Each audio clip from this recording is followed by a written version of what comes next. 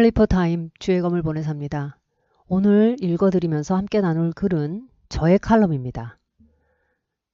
제목은 명성교회 여론으로 흥한 자 여론으로 망하리라. 글을 쓰면서 좀 마음이 많이 착잡했습니다. 어쨌든 좀 읽어보면서 생각을 나눠보겠습니다. 명성교회는 공동의회를 거쳐 김삼한 목사의 아들 김하나 목사를 2대 담임 목사로 세웠다.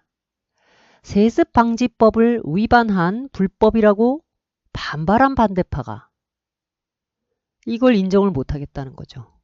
총회 재판국에 저 세습이 잘못된 것이니까 무효화해달라 뭐 이런 소를 제기했지만 이것이 총회 재판국에 의해서 기각됐죠. 이렇게 김하나 목사의 세습이 완성되는가 싶었다. 그런데 제103회 총회에서 9월에 열렸죠. 명성교회 목회지 대물림이 엎어졌다. 세습을 목회지 대물림 방지법이라는 이름으로 세습방지법이라고도 하고 목회지 대물림 방지법이라고도 합니다. 어쨌든 목회지 대물림이 엎어진 거죠. 전국에서 모인 총대들이 총회 재판국 판결을 재심의할 것을 강력히 촉구했다. 난리가 났었습니다. 총회 재판국원 전원이 교체되기까지 했다. 여기 총회 재판국원이 어떤 재판국원들입니까? 여기 반대파가 총회 재판국에 제기한 소를 기각한 그 사람들이죠. 이 안에는 이 기각하지 말고 받아줘야 된다고 말하는 사람들도 물론 있었겠지만요. 이 같은 사태는 이미 예견된 것이었다. 총회 재판국과 총회가 명성교회 문제로 엄청나게 충돌이 일어날 거라는 것은 예견이 돼 있었던 거다. 9월 총회에서 명성교회의 세습을 바로 잡겠다고 칼을 가는 사람들이 많았고 여론은 들끓고 있었다. 총회만 기다리고 있었던 거겠죠. 자, 여기 이제 교회와 신앙의 편집인인 최삼경 목사 글을 좀 읽어봤는데요. 이분도 이렇게 칼을 갈고 있는 분들 중에 한 분이었습니다. 얼마든지 명성교회 세습 문제 총회에 가면 바로 잡을 수 있다 이렇게 단언을 했고, 또 정헌교 목사라고 총회에서 그 재심재판국장을 했던 분인데 이분도 명성교회 세습재판 확정된 거 아니야. 그거 뒤집을 수 있어. 이렇게 이제 얘기를 한 거죠. 논란을 야기한 재판국원들 교체하고 재심 절차 밟을 것으로 보인다. 이것이 마치 각본을 미리 본 것처럼 근본 9월 103회 정기총회에서 있었던 사건을 거의 정확히 예측했죠. 재판국원들 다 교체됐잖아요. 재심 절차 밟게 됐잖아요. 자, 2013년 예장통합총회가 결의한 세습방지법. 당시 이 법안을 위해 노회가 7개 노회가 모여가지고 헌의를 했다 그래요.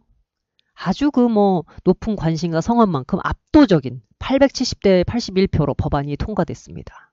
그러니까 세습방지법에 대한 교단의 높은 관심과 열의가 있었단 얘기죠.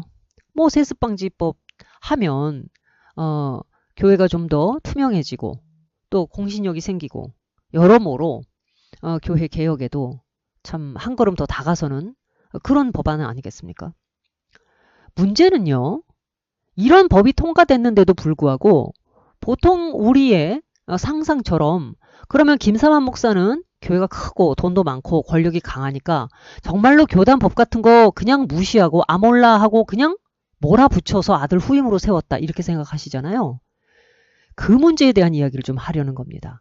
도대체 이렇게 압도적 표차로 교단이 마련해 놓은 법을 아무리 김삼한 목사가 대단하다고 해도 법을 어떻게 빠져나갈 수 있었나? 도대체 이 법망을 피해서 나중에라도 법적으로 어떤 분쟁들이 생길 때 본인이 적법성을 인정받을 수 있는 준비를 다 하기 마련인데요. 어떻게 빠져나갔을까? 제가 설명을 하고자 하는 거는 이겁니다.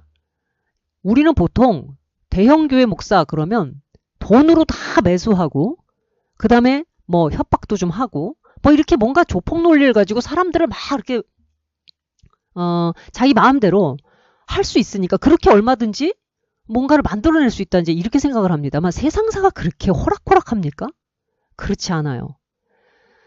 김삼한 목사 같은 권력을 가지고 있고 힘을 가지고 있는 사람에 대해서 오히려 대항을 함으로써 반대급부로 영웅이 되려고 하는 사람들도 늘 있는 겁니다. 또 김사만 목사가 예를 들어서 그런 상황들을 만들었을 때 그냥 끝나는 경우가 어디 있습니까? 반드시 사법기관으로 가게 돼 있죠. 법적 분쟁으로 가게 돼 있습니다. 그러면 법률적인 토대와 절차와 이길 수 있는 모든 준비를 해놓지 않고 무조건 그냥 교단법은 어디 나 김사만을 막아 이렇게 하고 그냥 지나가는 경우 같은 거는 없다는 얘기입니다. 그건 다 좀 동화 같은 얘기예요. 그렇기 때문에 법안에서 김사만 목사가 그 안에서 이제 자기 아들 김하나를 청빙해서 세울 수 있었던 분명히 뭔가 근거가 있었을 거란 얘기입니다. 한번 살펴보겠습니다. 세습방지법. 이게 바로 문제의 그 세습방지법입니다. 28조 6항 예장통합 측 헌법에 나와 있습니다. 자, 신설 2013년에 신설된 거죠.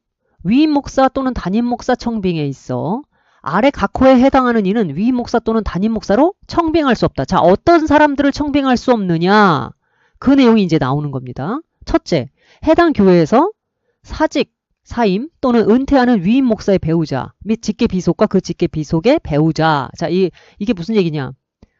은퇴를 앞두고 있는 현직에 있지만 이제 은퇴를 앞두고 있는 은퇴할 사람들 그런 사람의 배우자나 직계 비속. 자, 김사만 목사의 입장에다가 대입을 해서 설명을 해보겠습니다. 명성교회에서 사임 또는 은퇴하는 김사만 목사의 배우자나 직계 비속. 김하나도 여기 들어가죠.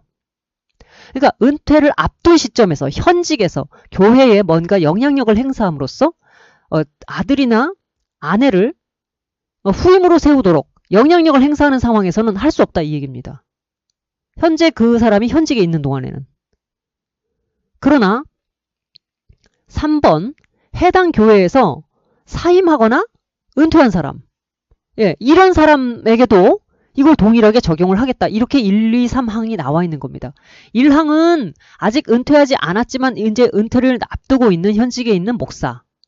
2항은 이제 장로 얘기인데요. 요거는 놔두고 3항이 이제 은퇴하고 난 이후의 사람에게도 이 앞에 이 부분을 그대로 적용하자는 얘기였습니다. 그래서 이 1, 2, 3을 이렇게 아주 강하게 못을 박아놓은 게 이거 3항 같은 거예요. 그러니까 해당 교회에서 은퇴한 목사 3년이 경과했든 5년이 경과했든 은퇴했으면 이 사람의 아들이나 아내에 대해서는 청빙을 해서는 안 된다 이 얘기입니다. 근데 문제는요. 3항 이 3항 아주 강력한 법이죠 이게. 근데 이게 부결이 된 겁니다. 그때 당시에 세습방지법을 신설하고 있었던 그때 당시에 이 3항을 하자 했는데 이것이 3분의 2를 넘지 못했답니다. 그러니까 정족수를 채우지 못하고 저것이 부결되는 바람에 저것이 없어져 버렸어요. 그러니까 김사만 목사 입장에서는 본인이 아직 담임 목사로 있을 동안에는 아들을 청빙할 수 없지만 자기가 은퇴하고 난 다음에는 아들을 청빙할 수 있는 겁니다. 자, 보세요. 1항, 2항만 살아있는 겁니다. 지금 세습방지법은. 3항은 없는 거예요. 자, 이거 없는 겁니다. 그러면 1, 2항만 딱 비춰봤을 때 해당이 될 수 있을까요? 없을까요? 자기가 은퇴하면. 이거는 은퇴하는 이잖아. 은퇴한이 아니잖아요. 은퇴하는 목사의 배우자. 이렇게 법이라는 것이 기가 막히게 법망이라는 것에서 빠져나갈 수가 있게 그래서 자구 하나가 그렇게 중요한 겁니다. 법이. 보시면 3항에서 은퇴한이라고 돼 있죠. 여기는 은퇴하는. 근데 이 조항이 없어져 버렸기 때문에 1항과 2항에 비추어 봤을 때에는 본인이 권리적거릴 것이 없는 거예요. 저와 같이 무명의 농객도 포함되어 있습니다. 방금 말씀드린 대로 세습방지에 대해서 아주 잘했다고 생각했던 사람입니다. 꼭 필요하다. 충현교회 그 세습 문제 우리 카페에 님이라 부르리까님께서 댓글로 그런 참 웃지 못할 말씀을 적어주셨는데 충현교회 목사님이 우리말도 어눌한 당신의 그 아들 김성관 목사님인가요? 하여튼 그분이 미국에 있는 거를 그 후임으로 반강제로 데려와가지고 목사로 삼았는데 이분이 교회 돈 쓰고 온갖 진짜 목사로서 볼 수 없는 온갖 말썽을 다 부리고 다니니까 교회 교인들이 막 줄고 막 문제가 막 터지니까 나중에는 이제 아버지하고 아들이 너 목사 하지 마 내려와 이러고 아들은 나 목사 아버지가 뭔데 원로 목사님이 뭔데 그 자꾸 참견하느냐 그래가지고 아버지하고 아들이 그리 싸우지 않습니까? 그런 코미디가 있어요. 그러니까 이 세습방지법이라는 것이 개척을 해서 내가 그만큼 노력을 해온 어떤 기득권 세력들이 이 하나님의 교회를 함부로 마음대로 좌우하지 못하도록 이렇게 좀 사람이 인간의 마음을 스스로 잘 절제하고 탐욕을 이렇게 누를 수 있다면 다행이지만 인간이 인간이다 보니까 그게 어디 쉽습니까? 그렇기 때문에 차라리 나를 규제해 줄 수 있는 규율해 줄 수 있는 법을 공동체 전체를 위해서 만들고 나도 그 법에 적용을 받겠다.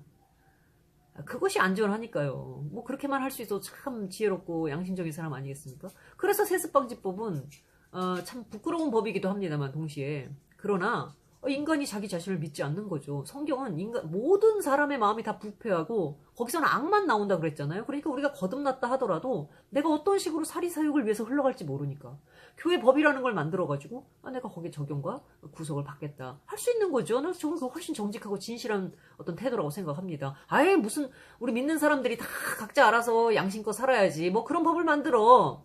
그런 사람들이 오히려 사기꾼이에요. 우리는 한국교회에서 태어났고 주님을 사랑하는 것처럼 교회를 사랑한다. 그러나 사랑도 지혜와 절제가 필요하다. 사랑하니까 폭력이나 간섭을 정당화할 수는 없다. 왜 이런 얘기를 하냐면 명성교회 후임 목사 청빙이 세습방지법에 위배되지 않았다는 총회 재판국 판결이 총회에서 총대들에 의해서 반려가 됐죠. 뒤집어졌잖아요. 또 재판국 전원이 교체됐습니다. 총회가 열리기 전부터 명성교회의 세습 청빙을 허용한 총회 재판국을 나 가만 안 두겠다라는 정서가 바글바글 끓었어요. 두고 보자. 아니 그냥 칼을 들고 별렀다는 겁니다. 결국 사망이 사라진 빈 공간을 어떻게 개정했어야 했을까? 지금 제가 제기하고 있는 것처럼. 자, 좋다 이겁니다. 세습이 통과가 됐어요. 결국 그때 그 사망이 있었어야만 했다.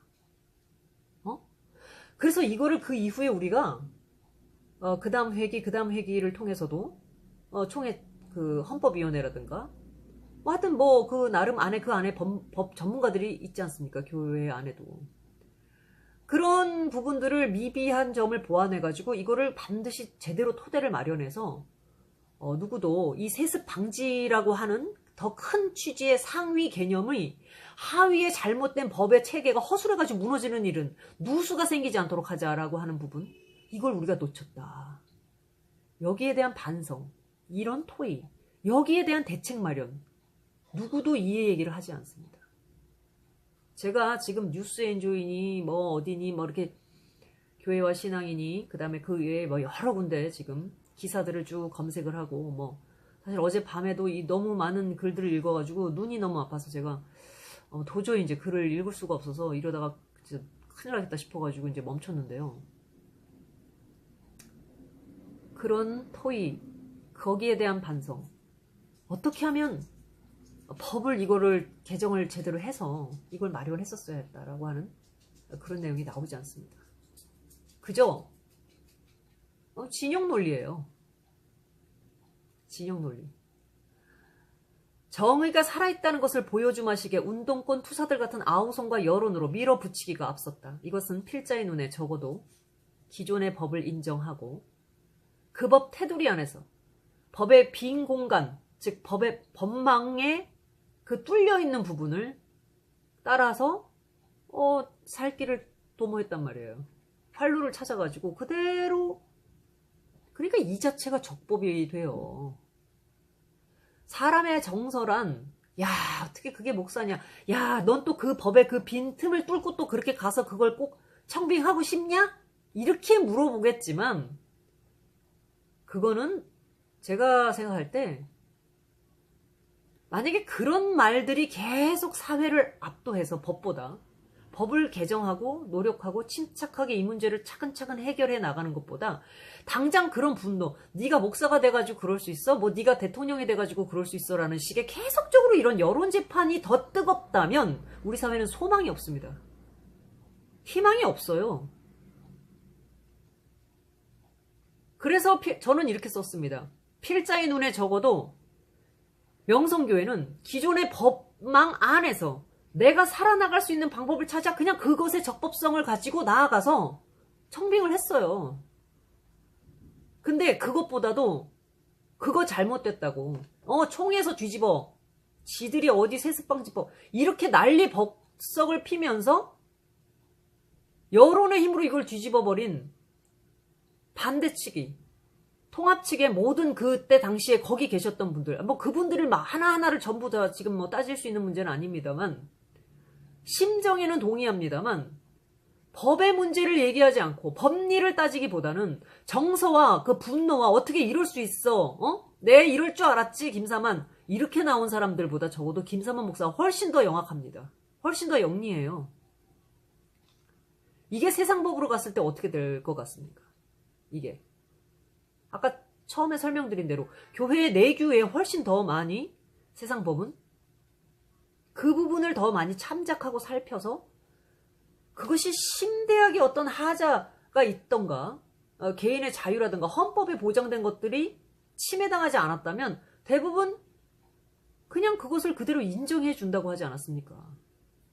뭐 물론 대법원 판결을 또 어떻게 양쪽이 변호사들을 세워서 법리의 다툼을 해가지고 뭐 새로운 해석이라든가 이런 것들을 도입해서 뭐 조금 다른 뭐 판례가 나올 수도 있겠지만요.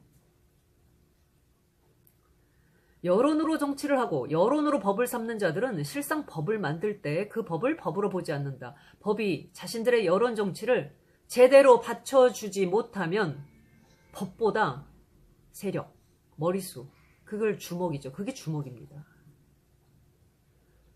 법보다 우선하는 주먹으로라도 세상을 올바르게 꺾어서 바꿔놔야 된다. 이게 여론정치입니다. 이게 여론이에요. 두고 보자.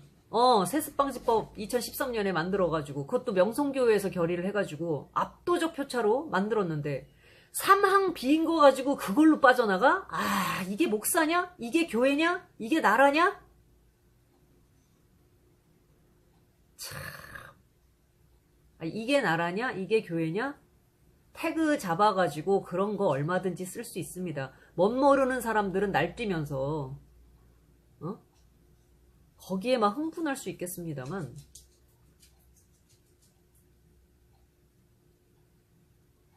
참 그럼 뭐라고 얘기해야 되죠? 법을 왜 만듭니까? 아까도 제가 말했지만 인간이 인간 스스로 자신의 양심 안에서 제대로 바로바로 규제가 되고 절제가 된다면 괜찮지만 사람이 자기 자신을 어떻게 믿습니까? 탐욕스러운 마음을, 탐심을. 그러니까 법 필요 없어. 각자 마음에 착한 마음 가지고 삽시다 하지 않고 공동체가 보존될 수 있는, 공동체가 어떤 가치를 담보할 수 있도록 개개인의 어떤 양심에 맡기는 것이 아니라 법으로 체계적으로 잘 이거를 만들어서 여기에 너나 할 것 없이 구속을 받지 하고 법을 만드는 거 아닙니까? 그러면 어차피 김사만 목사 안 믿었으니까 이 법 만든 거 아니에요.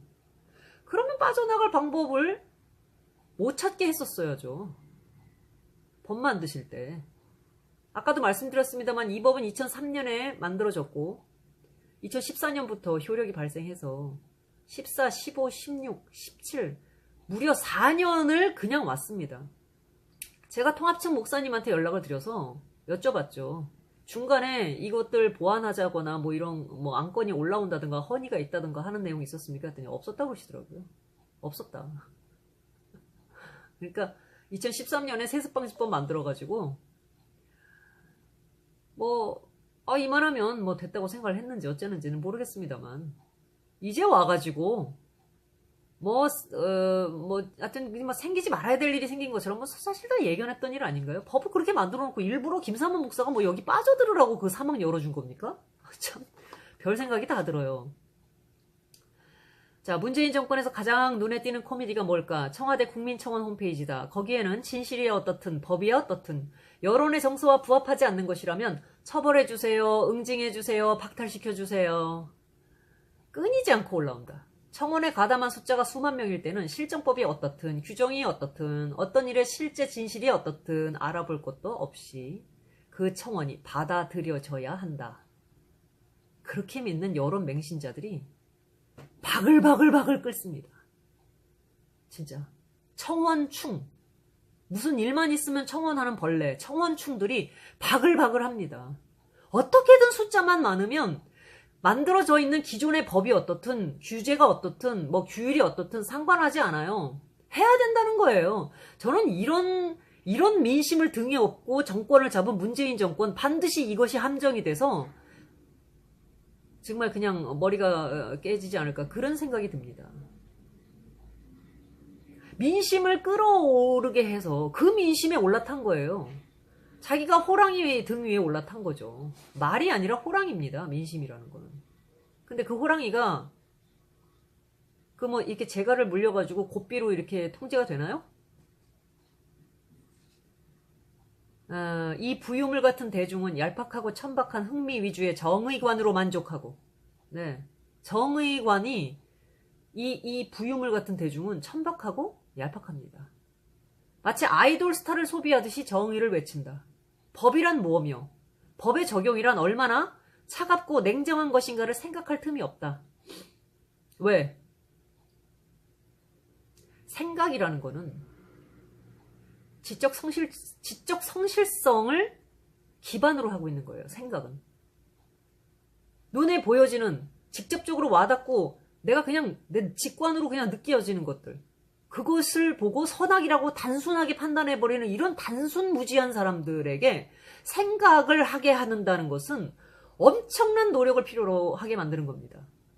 지적으로 성실하지 않은 사람일수록 선악에 대해서 흑백으로 단순하게 세계를 이분화시켜놓고 너는 이거니까 틀렸고 너는 쟤니까 옳고 이렇게 그냥 단순하게 가는 거예요. 그것이 자체가 힘이 있어 보이긴 합니다. 단순하니까요.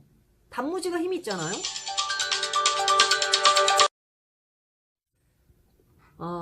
법이란 무엇이고 법의 적용이란 얼마나 차갑고 냉정한 것인가 생각할 틈이 없다.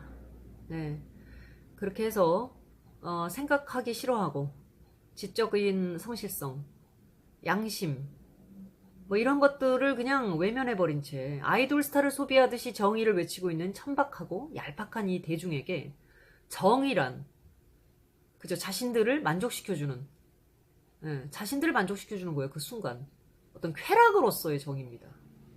유희로서의 정의입니다. 영화의 한 장면 같은 정의의 드라마를 만들기 위해서 그때 나도 촛불 들고 있었어. 그런 겁니다.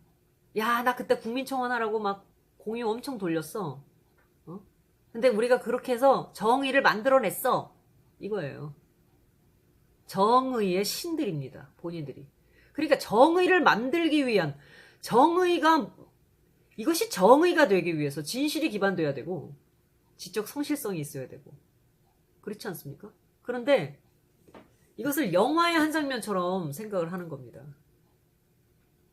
이게 얄팍한 예능, 다큐를 예능으로 만들어버리는 뭐든지 그게 문제인 거죠. 여론이 무엇을 어떻게 해냈느냐에만 관심을 두기 때문이다. 우리가 해냈다. 여기에만 천착하는 거예요. 네. 영화의 그 한 장면, 역사에 남을 한 컷을 위해서 이들이 돌리는 카메라, 이 사람들이 돌리는 카메라. 그러니까 본인들이 지금 역사를 만들고 정의도 만들고 진실도 만들 수 있다고 생각하는 겁니다. 이들이 돌리는 카메라 앞에서 악역은 강할수록 좋다. 그렇겠죠? 악역이 강할수록 그 악인을 막아내는 이 선한, 반대적으로 그 의롭고 선한 인물이 부각되지 않겠습니까? 그러니까 악역을 어떻게든 악하게 만들어야 하는 거예요. 이들의 드라마는. 아까 말씀드린 대로 선악의 구분이 엄청 명료해야 됩니다. 근데 현실은 그렇습니까? 현실이 그렇게 악과 선이 그렇게 명료하던가요, 늘? 김사만 목사나 김하나 목사, 김하나, 명성교회가 정말 그렇게 강하고 절대적인 악인이 맞나? 이명박근혜가 정말 그렇게 강하디 강한 악인인가? 자신들이 정의롭기 위해 상대를 더욱 타자화하고 절대 강자, 절대 악으로 부각했다면, 자, 그 반대급부로 누가 등장할까요? 이 거악을 무너뜨리고 그 볼모 잡혀 있는 대중을, 국민을 구원해 줄 수 있는 히어로가 등장하겠죠. 뭔가 감춰진, 저 악인들이 감춰놓고 은폐된 진실, 이것들이 이 히어로에 의해서 봉인해제가 되고 헬조선이 해분조선이 되는 그런 히어로가 나타나는 거죠. 그야말로 판타지를 쓰고 있는 겁니다. 그 히어로가 누굴까요? 여러분, 히어로. 요즘 교계에 그런 히어로들이 김정은과 문재인에게 볼이 발그스름한 동료들처럼 미소 짓고 있는 것을 보게 된다. 법이고 인권이고 그런 것들은 자기들의 각본에 따라 누군가에게는 적용을 했다가 누구에게는 적용하면 안 되는 그들만의 법칙. 누구에게는 인권을 후퇴시켰네 막 그러면서 전 세계가 지금 다 아는 인권 유린자에게는 이 손가락 하트 이거에 아주 그냥 막 빠순이들 같이 막 환호하지 않습니까? 거악들을 물리친 그래서 촛불혁명으로 정권을 잡은 그 누군가는 1인 유튜버들까지도 규제를 하겠다고 하고 어제 들은 뉴스입니다만 일자리가 하도 안 나온다고 해서 고용지표가 막 떨어지고 이게 너무 문제가 심각하니까 공기업들을 쪼아가지고 11월, 12월 단기 알바 자리를 갑자기 급속도로 늘려서 고용지수를 높이려고 하는 그런 꼼수를 피고 있다면서요. 나는 꼼수다 멤버들 요즘 뭐합니까? 이런 꼼수는 꼼수가 아닌가 보죠? 니네들 꼼수는 선하고 반대측 꼼수는 꼼수인가? 이게 자기들이 만들어내는 판타지 세계, 자기들이 조작해낸 세계입니다. 그게 그들만의 법칙, 그들만의 리그예요. 자, 마지막 문장입니다. 구역질이 일어나 하늘을 올려다본다. 시편 2편 4절로 끝을 맺었습니다. 하늘에 계신 이가 웃으시며 주께서 저희를 비웃으시리로다. 여기까지입니다. 감사합니다.